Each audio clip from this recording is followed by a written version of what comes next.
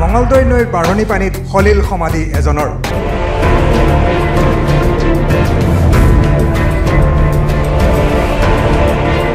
পুৱা গা ধুবলৈ গৈছিল প্ৰফুল্ল নগৰৰ লালচান্দ চৌহান আৰু জপচিয়া চৌধুৰী নামৰ দুজন লোক।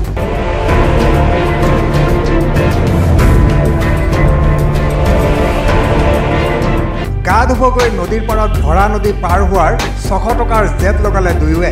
সেইমতে নদী পাৰ হ'ব লওঁতে নদীত উটি যায় লালচান্দ চৌহান নামৰ 40 বছৰীয়া ব্যক্তিগৰাকী।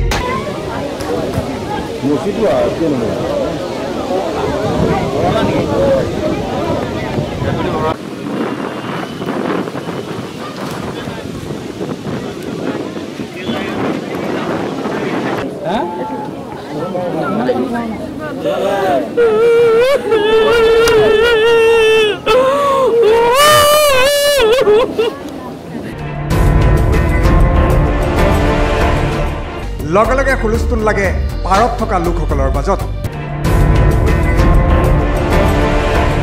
খবৰ দিয়া হয় SDRFক।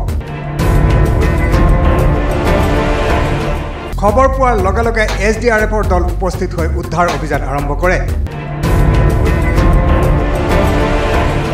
2 ঘণ্টাজোৰা অভিযানৰ অন্তত উদ্ধাৰ কৰিবলৈ সক্ষম হয় লোকজনৰ মৃতদেহ।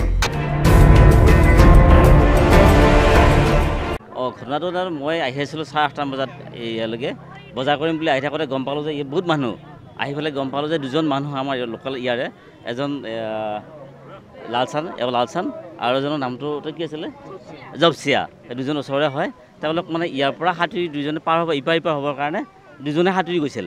যাই মানে জপচিয়া তেওঁ গুচি আহিল তেওঁ ভয়তে মানে তেওঁ গুচি গ'ল আৰু এওঁজনে আহিব নোৱাৰিলে, তাত পৰি থাকিলে। তাৰপিছতে আমাৰ বিচাৰ খোচাৰ কৰি যেতিয়া তেওঁ পৰি থাকিলে, তাত আমি খবৰ দিলোঁ আমাৰ ফায়াৰ ছাৰ্ভিচৰ SDRFক খবৰ দিলোঁ। তেওঁলোকক কিন্তু ধন্যবাদ জ্ঞাপন কৰিছোঁ আমি সমূহ ৰাইজৰ হৈ, কাৰণ তেওঁলোকে ততাতৈয়াকৈ আহি একদম কম সময়ৰ ভিতৰত মানে 2জন ল'ৰাই মানে ধুনীয়াকৈ ডেড বডিটো উঠাই আনিলে। মানে আধা ঘণ্টাৰ ভিতৰত তেওঁলোকে কিন্তু ধুনীয়াকৈ কামখিনি কৰিছে আৰু এই সুযোগতে আমি তেওঁলোকক ধন্যবাদ জ্ঞাপন কৰিছোঁ আমি SDRF বাহিনীক। নদী আমাৰ মঙলদৈ নদী। মঙলদৈৰ পৰা মকছেদ আলী, দৈনিক অগ্ৰদূত ডিজিটেল।